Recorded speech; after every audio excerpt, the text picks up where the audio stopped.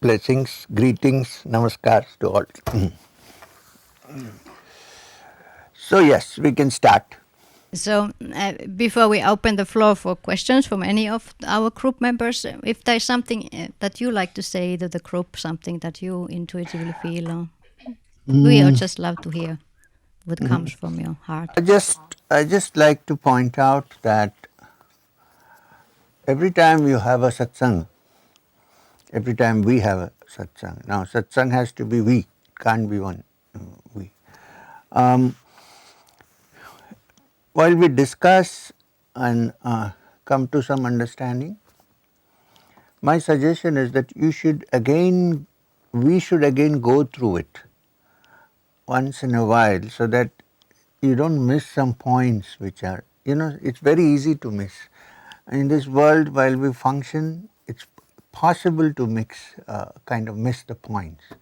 So my suggestion is every now and then when you get time, think about it and see what we discussed, kind of a review.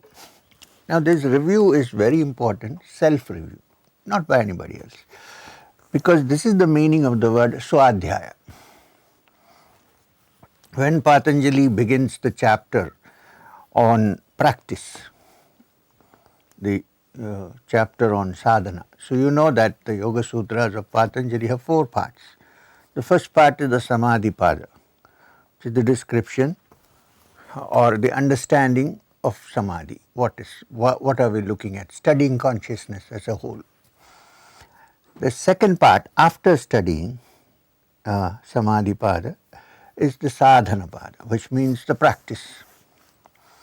Then the Vibhuti Pada, and then the Kaivalya, final freedom section. So in Sadhana Pada, the beginning itself, it is mentioned by Patanjali that this yoga which we are doing depends a great deal on Swadhyaya. Swadhyaya, Ishvara Pranidhanani, Kriya Yoga. This is how he describes the practice. He doesn't say Ashtanga Yoga, although there are 8 angas, 8 parts. Ashta is 8. Nowhere does Patanjali use the word Ashtanga Yoga.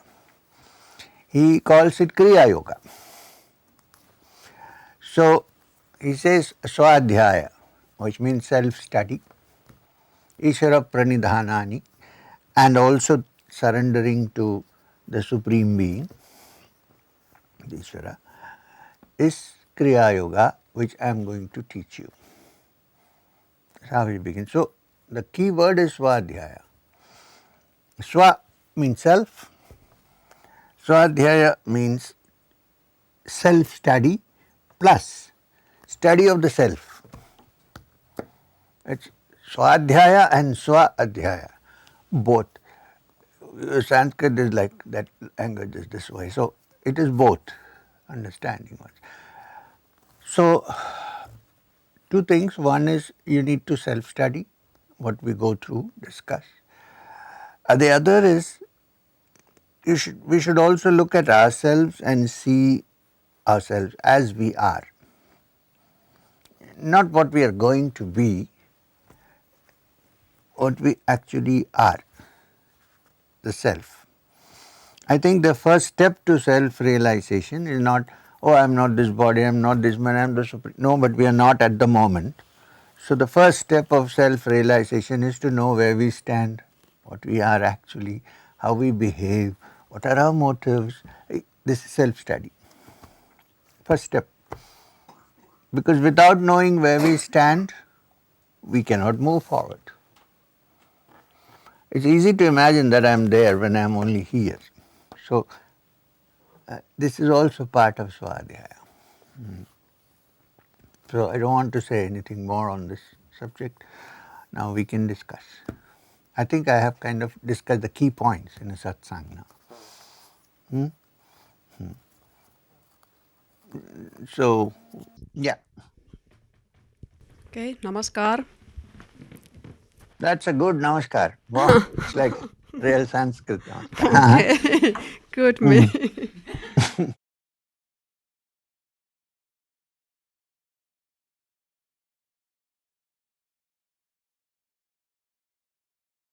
I have a question.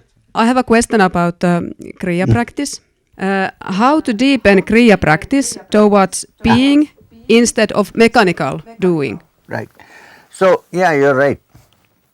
When you start the practice of Kriya, in the beginning, there is a lot of enthusiasm in it. Then, after some time, it might go into a mechanical practice. This is normal, it happens. When this happens, first thing is for you to realize that this is happening, which you seem to understand right now, that now it's becoming mechanical. First step to understand where you stand, then how to make it more. So this is why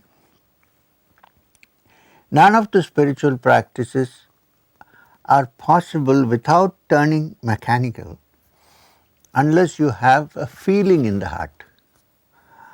This is where the subject of bhakti, bhava and all that enters. So when you sit down to practice Kriya, you should not think that I am doing something so that I can achieve freedom. You should sit down saying that the grace is always there and I am only opening the windows with the Kriya.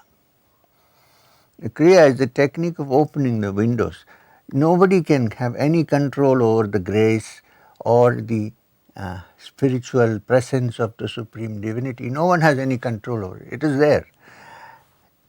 When you do Kriya, you must sit down with the understanding that I am practicing this to open the windows, because while there is the divinity standing at my door, I can't see the divinity because the door is closed. So the only practice of Kriya is basically of opening the windows and the doors, and also the understanding that I am not doing. Too much of I am doing this should not enter into this practice. You should say that by grace of the divine, I have got this. Now I am waiting for the blessings. I am opening my windows. I am a poor person waiting for the guests to come. And then you start your Kriya, saying, I am opening my door. I am cleaning the floor. You know how you wait for a guest that you love? How? You keep the house clean. You wipe the floor. You put everything in order, open the door. You also go and have a wash, because if you have not had a wash for many days, the guests might smell. So all these are preparations to receive and welcome the divine. And Kriya practice should be part of that. If with this attitude, if you start doing Kriya, you will see that it no longer is mechanical. It will slowly shift, but it is very normal that after a length of time it may go into mechanical. Many people, we have all experienced, we have gone through that. So then we need to think about this carefully, what I discussed with you just now. Then the mechanical part will change into something which is more heart in it. I hope I have made myself a little clear about this. Kriya is important, but Kriya is important only as a technique. Don't mistake the technique for the goal.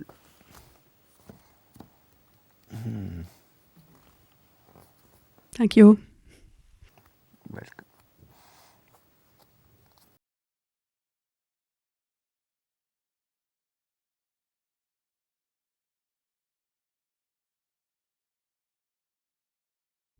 Hello. I've been wondering if meditation, or especially Kriya Yoga, can nurture and heal also like psychological imbalances, or is also psychological therapy needed, or can that Kriya practice solve it alone? No, I think if there is a serious problem which is to do with the mind, along with your practice of Kriya, you should also consult a specialist on that. Far as possible, avoid too much drugs keep it mild, the dose, but there is no harm, because what happens with the meditation is that as you go deeper and deeper into meditation, you become more introvert. Now, a person with a mental disturbance is already introvert. Now, that person needs a little more of extroversion, not all the time going inside. Then what happens, that interferes with their mind. So while Kriya and meditation are good, you should also be talking to what you might call a mind doctor, someone who understands this, because in your circumstances it may be different from other circumstances. So I also believe that these are individual cases. They are not one universal law about this matter. They are individual cases. Some people, by just practicing meditation, provided they have some deep faith in themselves and the divine. Otherwise, if it's mechanical, then it's not going to work. If you have deep faith in the healing capacity of the Supreme Being, who fortunately for us resides in the heart of all, then through Kriya and through meditation, you can channel the healing into your system. And this is true. But suppose you are very agitated, you cannot even sit down to meditate. So that may require some consultation with a psychiatrist, so that kind of, once you are able to sit down and meditate, sit down with the understanding that the source of all healing, even if someone is treating you from outside, is inside. So tap that healing, open your heart, and then you will see how the healing waves get into the system, and day by day, in every way, you will become better and better. Chanting of mantras is a very good practice to bring about this kind of quietness of mind, and also pranayama. Why pranayama? We believe that most of the aberrations of the mind are caused by the imbalance of prana. There's prana going in the system, and there are more than hundreds of nadis, channels through which the prana force flows in the human body. Now, in most cases, it is erratic. Sometimes more this side, sometimes more that side. So we don't have to go through the hundreds of channels. We are only concerned with the left and the right, Ida, Pingala, 2 channels. So when you find someone having a little bit of problem with the mind and imbalance, it means the prana and the Ida and the Pingala is not properly balanced. So the best pranayama for that is what in yoga is called anulom vilom, which means alternate breathing. So before you start your Kriya or any meditation, clear your channels. And for clearing your channels, you need to just do the anulom vilom, which is close one nostril, take a deep breath, hold for a while, don't have to count, close the other, exhale. Again inhale from the same side, hold, exhale. Alternate breathing. It's called anulom vilom. So if you continue doing this for about 5 minutes, don't overdo it, 5 minutes, then your prana gets balanced. Then begin the rest of your meditation. That will help. The other thing is, if there's a young person who is having a problem which is to do with the mind, the main thing is the parents or the elders should have an understanding with them. If they have trust and understanding with you, then it's easier to deal with this. Don't make them feel guilty that they have done something, so this has happened. Get that guilt complex out of them. and treat them like your friends. Let them discuss openly what they have to say. In that way, if you move and if your mind is quietened by meditation, it will certainly rub off on the other person, and very soon that person would also be fine. I meet quite a number of people who are disturbed, mind disturbed. So what do? I just talk to them. I don't do any nothing. I just talk to them, sit with them, make them understand that you are not an exception. The whole world is mad. In some way or the other, you are not a big exception. So don't worry.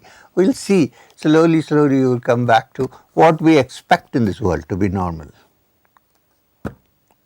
Normal and what we expect are two things. In this world, when you say normal, you have some norms. It has to be like this, it has to be like this. That's our artificial conditioning. The person can be free. So, I hope I have discussed the matter.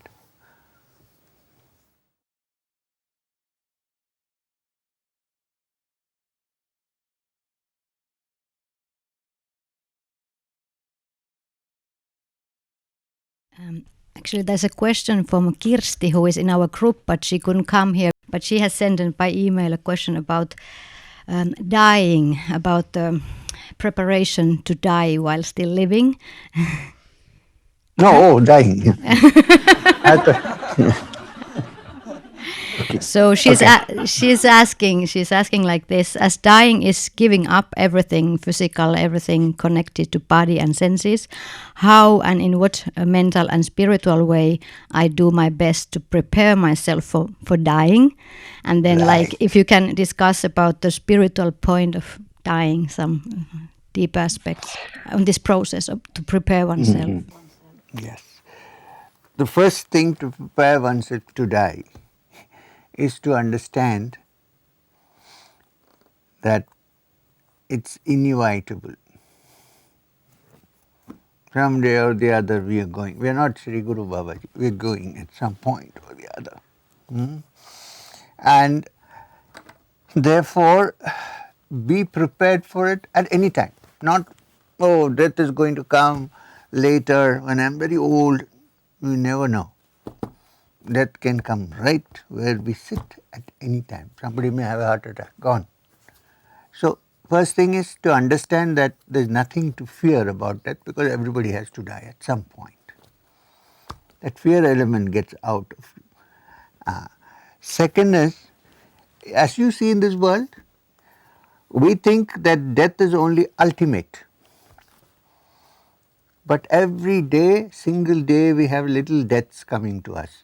In the form of, if I have a desire to do something and if it doesn't work, I've already died a little bit.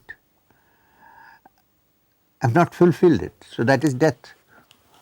And the millions of cells in our body, every day millions of cells are dying and millions are being reborn. New cells are coming, which you can ask any medical person to tell you there are millions of cells dying in our body every day, and every day new cells are coming. Now if this is happening in the physical body, what about the spirit? If it dies, it needs to come back sometime. It can't be dead forever. What is dead is discarded and something new rises out of it. So, two things. The third is the fear of death. It's generally not the fear of the unknown. That's part of it. It's the fear of leaving everything that we have. Suppose somebody says to me, look man, don't worry. When you die, you can take your house, you can take your husband, you can take your car with you, you can take all the things that you love, including your engagement ring. I don't have one.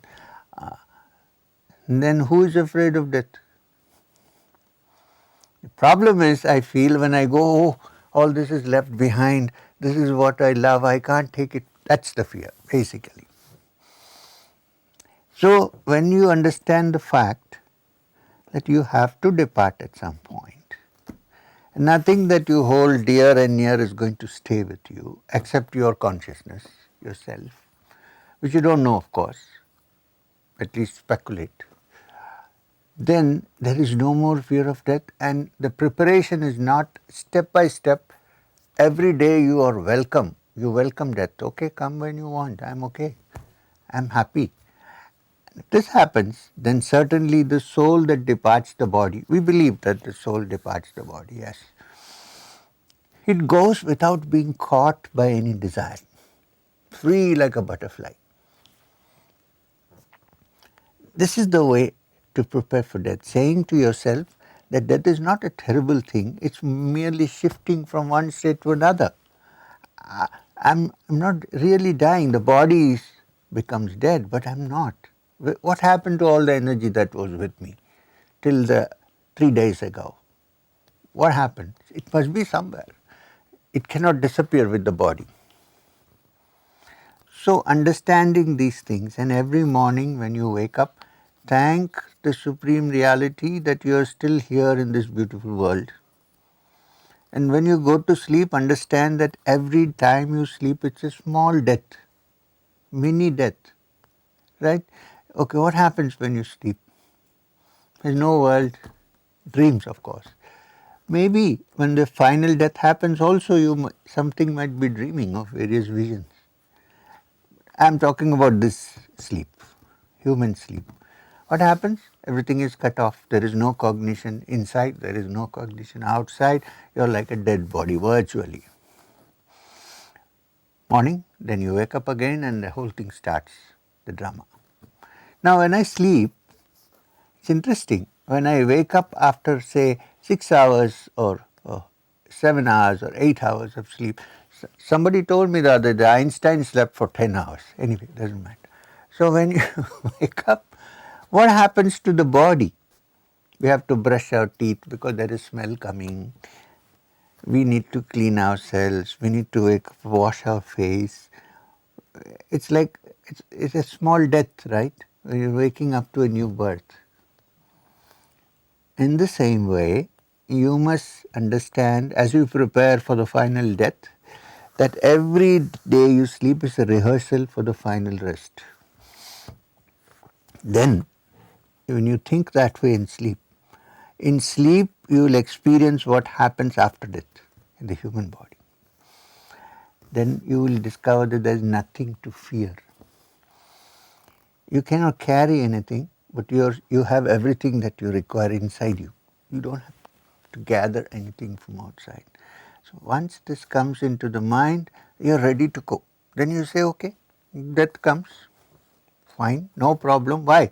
Because who is dying? The body. And then I say, oh, the same thing happened to me at night. I was not even aware. The other day somebody said they were sleeping in some abandoned shed.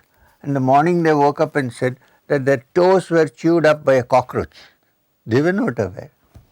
Is that not death? If a mouse chews the toes of a dead body, who knows? This is a temporary death. That is a permanent death. So when you become familiar with this temporary, that when you go to sleep, when you close your eyes, finally when you are falling asleep, this is a technique actually. It's part of the Tibetan practice of Bordo. When you go to sleep, you say, I'm going into a mini death. Everything is stopped. But I'm aware of myself. Slowly that awareness also goes off. If you keep practicing for some time, while you are fully asleep, there is still full awareness inside. When this happens, you have shifted your mind from Sushupti, deep sleep, to Turiya, which is a spiritual state. And it's because we enjoy the bliss of Turiya that we don't want to wake up.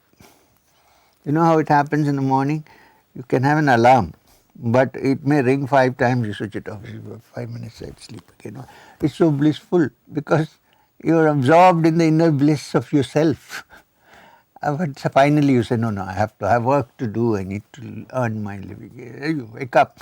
So the border state when you are sleeping and waking up, in between, that border state is Turiya. And anyone who understands this and tries every night when you go to sleep to practice this understanding of awareness. When that person dies, it will be a conscious exit. This is how we should prepare ourselves. I mean, roughly. There are other ways of doing it. If the dye has to stick, you have to shampoo your hair first and so on. But dye.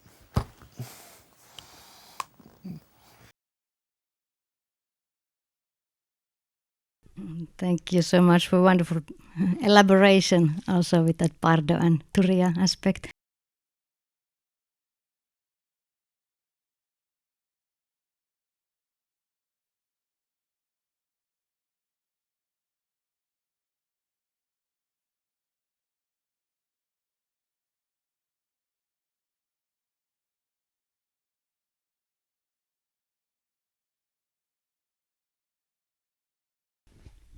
Hello.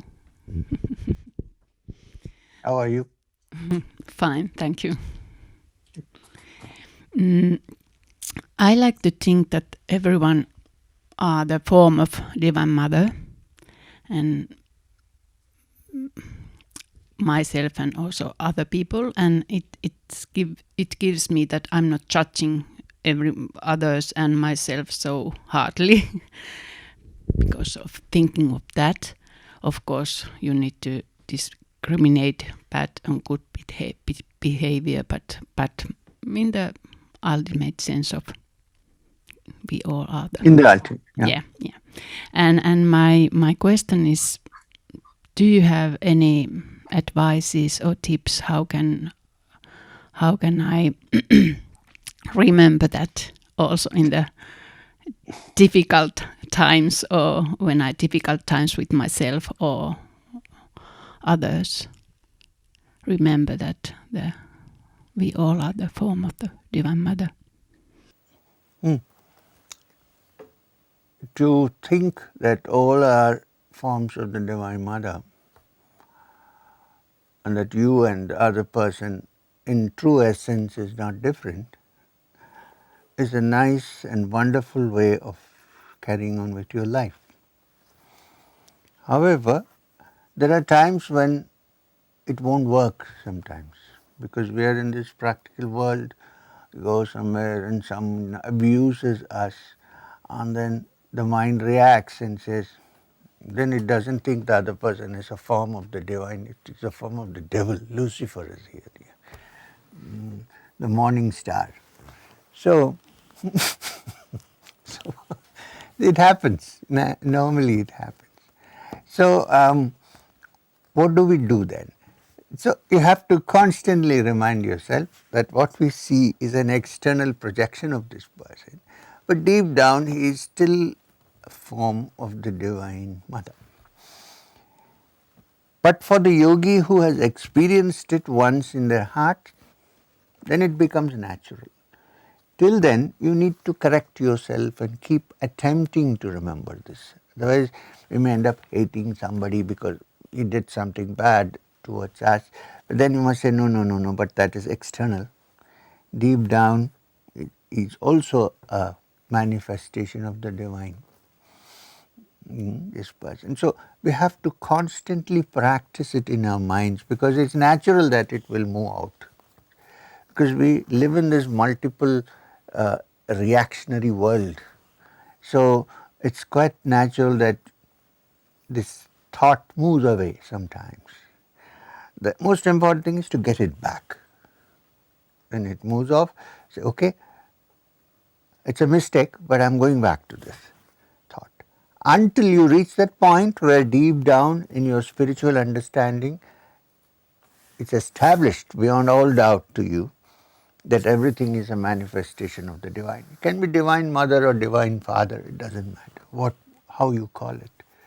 Mother is easier because every child loves the mother more because the child remains for 10 months in the mother's womb, so the relationship is closer.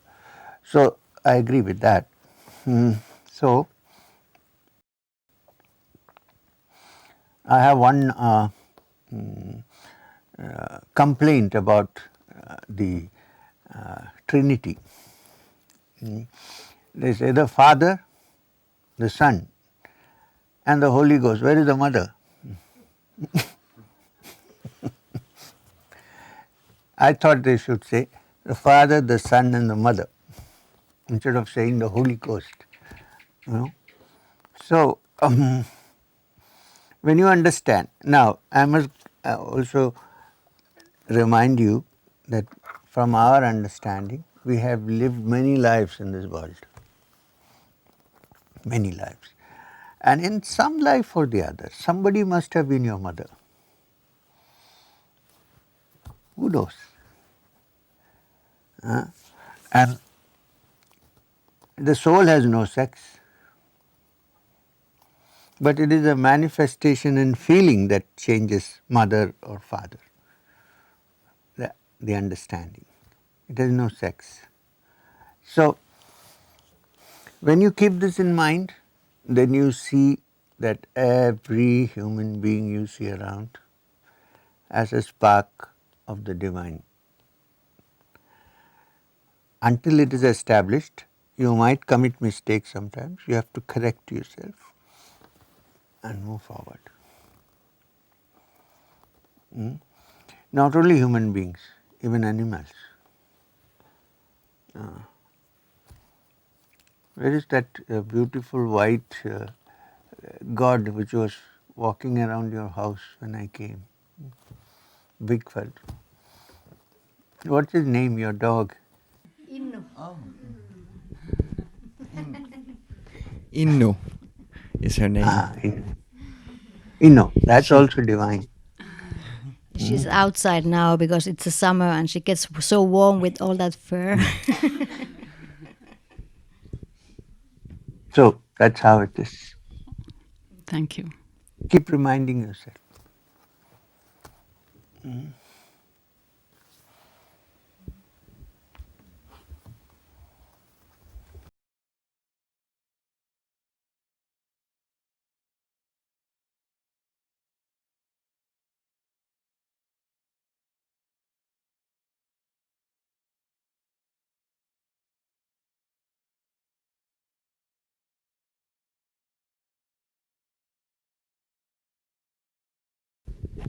Hello. Thank you of your beautiful words or what you have already said. I have a question about Kriya practice and that Chakradharana. And it was about over than half a year ago. It was very difficult in heart chakra to find that sky blue color, and it was green, shining green. Green, okay. Yes, and it was Green, green. Green. Okay. Yeah. Green. Okay. And I had the words inside the emerald green, and I didn't even know what are those words meaning at that time. And it lasted about 2 months. I couldn't find that blue sky color. Okay. But then after that 2 months, it blue came back. So I would ask that is it okay to follow that inner guiding? Yeah. Now, yeah, this is, nobody has asked me this question, so. But let me explain this to you. In fact, there are schools of thought or certain parts of mystical practice, not exactly yoga, Indian yoga, so there are other mystical practices. You must have some link with those ancient practices at some point in your past. So it's probably coming back to you because among a certain section of Sufis, Sufi teachers, And even among a certain section of the Kabbalists, when they meditate in the heart, the color is green. I have not discussed this because we didn't get a chance to discuss this. It's a beautiful healing green. You know, when you go out and look at greenery, there's always a healing effect coming in. So it's a beautiful light healing green that they look at in the heart. While the yogic, the tantric yoga tantras describe it as sky blue. So if it comes naturally to you as a pink or a green, the green is your link with your past. There is no harm. Don't try to push it away. Let it remain. And then as you stay with it, some point it may by itself move out and the blue color which was told to you will come. But there is no need to worry if the green comes. It's also one of the teachings, one of the paths towards opening the heart. So there's nothing to worry. Now if it's blue, tomorrow if it changes and becomes green, don't get worried, enjoy it. You know what I mean? Stay with it, because there have been many mystics who have seen green in the heart and enjoyed it, especially among a certain section of the Sufis belonging to the Naqshbandi order. They have a greenish thing as the heart center. So don't worry, your pastures are green, no problem. Yes, Enjoy as much. I was enjoying that green. Yes. I had the feeling that it's my home. See, this is Yeah. what I'm saying. Yeah.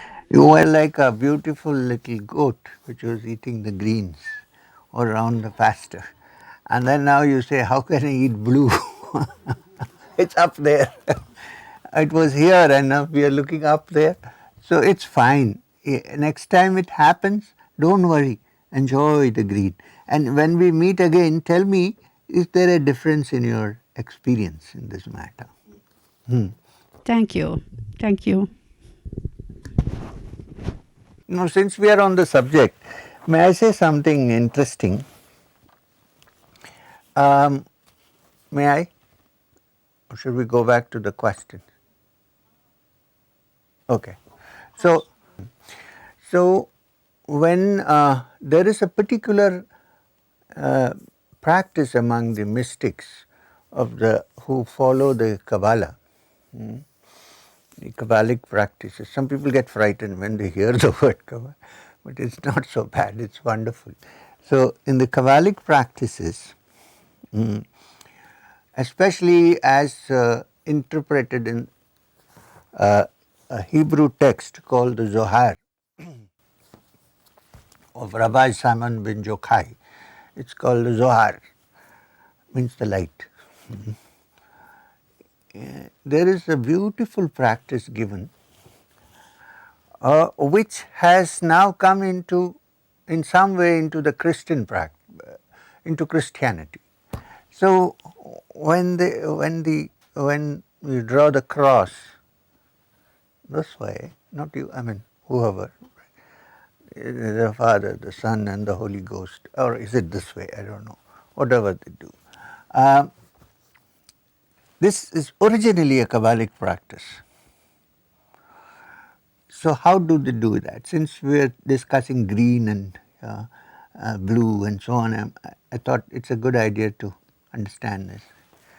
What they do in this practice is to visualize a ball of light on the top of the head, where we have to think of the Sahasrara, 1000-petal lotus. And you chant a certain word, and in your mind you bring the ball down to your heart. It's a silver shining more here. So with your hand you bring it down to your heart. When it comes to the heart, it becomes a shining blue-green light spreading on your chest. So now from here it is shifted here. And then from here, then you take it here with your hand. When it goes there, it becomes violet. Then you come back to your heart. Then it's again the bluish green. Then you shift it to the right, and it becomes pure white light.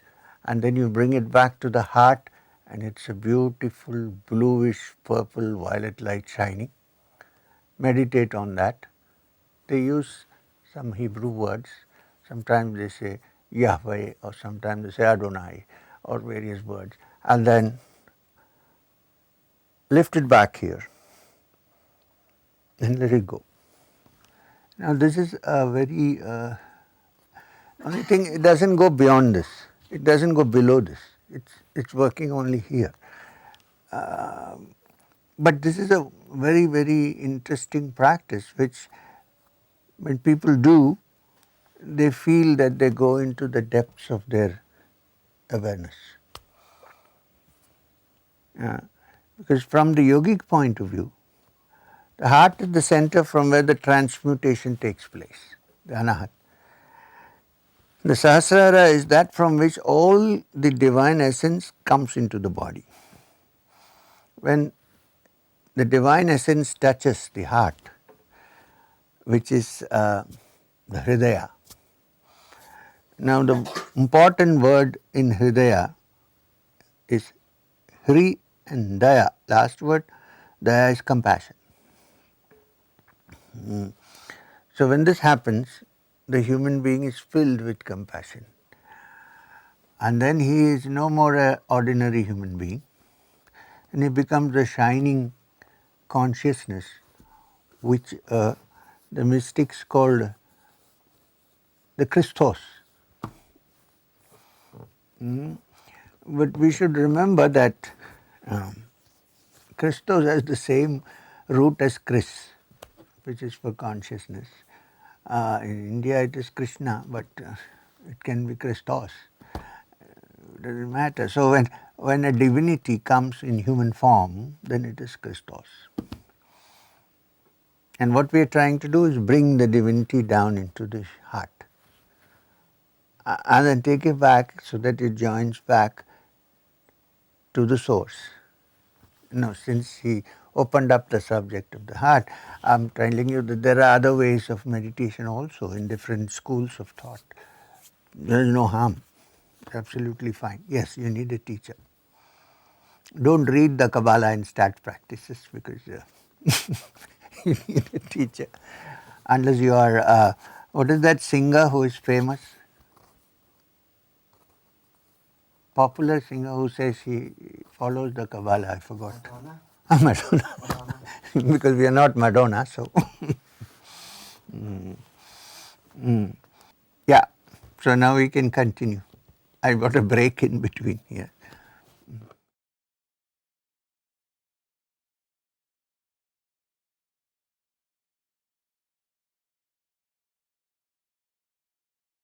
Hello. Hello. We see Mother Earth suffering at the moment, and we also see that humanity is in a great suffer phase at the moment. I bet that you have already talked about it and addressed the issue, but I would like to ask that are there any positive effects to be seen through this suffering of the Mother Earth and the humanity? Yes, really. It's sad that we are suffering, no question about that. You feel people who you know, who you were talking to the other day, suddenly are dead, are gone. We had a very big problem in India. It's just about subsiding. There's a lot of suffering and pain. It's easy to philosophize, but when it happens in one's own family, someone near and dear passes away, it's not so easy to philosophize because it's a reality. There is suffering, no question. Only time can heal this. Nothing can heal it. Okay. Having said that, I think this suffering which we went through, are still going through in many parts of the world, is a lesson to us, given to us. First, we have mistreated the earth. We have exploited the earth. We have extracted the blood of the earth. We've not given anything back. What do you expect? One. Second, it is through suffering that the souls get purified also. Not that you should invite suffering, but when suffering comes, you should also understand that this is also meant as a blessing to us, so that we realize the impermanence of life, that there is something other than just this life that we have in front of us. And anyone dear and near to us is there as a matter of physical relationship. In the whole, everybody is one. There is no such differences between people. Only when such disasters strike, we realize this actually. For instance, somebody is in quarantine, they have to live for 1 week alone without meeting anybody. Now, yogis imposed quarantine on themselves without a pandemic for hundreds and thousands of years, because in that quietness, many things happen. In that solitude, I don't want to say isolation, I would rather use the word solitude. In this solitude, the mind grows into different levels, which is not possible when you are running around. So, see every suffering as a blessing in disguise. And I really think much of it is man-made because we have exploited the earth. We have exploited the earth, we are looking for war all the time. There is a theory that the virus which is around, the COVID-19, was manufactured in a laboratory for biological warfare. I don't know. I don't want to investigate. I can if I want. I don't want to investigate. But however, what I am trying to say that human beings are interested only in war. It will be biological or mechanical or whatever. Hardly people are interested in peace. There may be small sections of people, of course.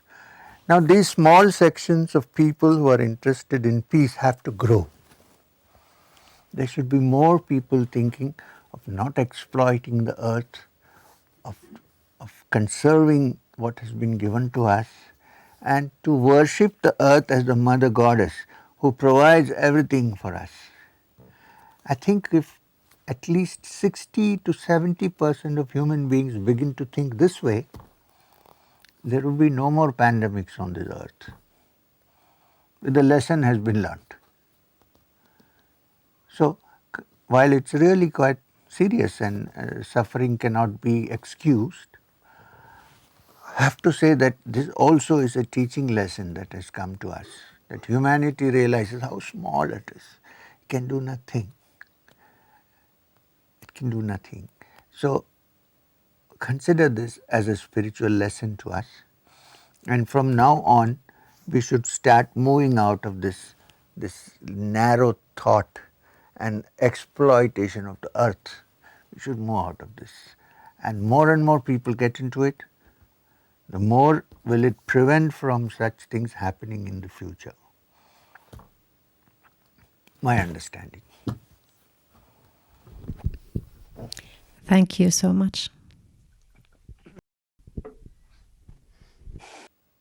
So, if there are no more questions, we can meditate for a while. We have 5 minutes left in my clock. I don't know yours. So, do we want to meditate now for a while? Yes. So, do what you did yesterday. Chant Om together 3 times and then close your eyes and meditate, and I will wake you up. I mean, from meditation.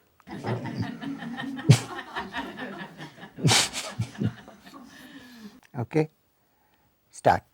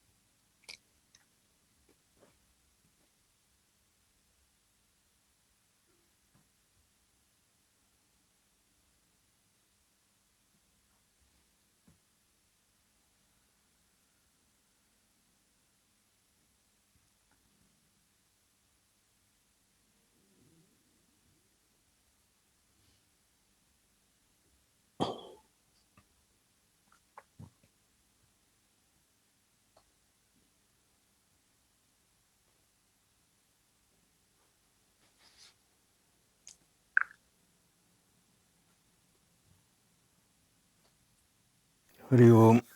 Tat Sat. Om Shanti Shanti.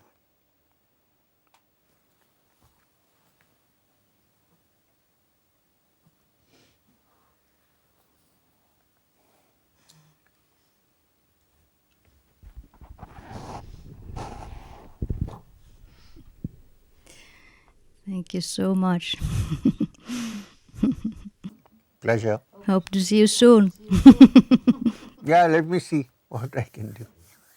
Right.